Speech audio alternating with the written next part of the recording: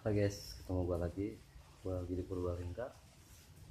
Tadi gua habisnya knalpot racing dan akhirnya gua udah dapet knalpot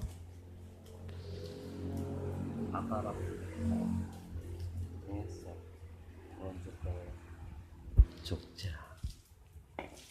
Ini udah banyak ya.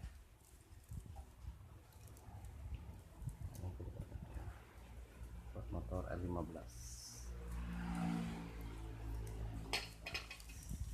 Kalau mau knalpot asli katanya di Purbalingga. Kita dulu Kak. Alhamdulillah.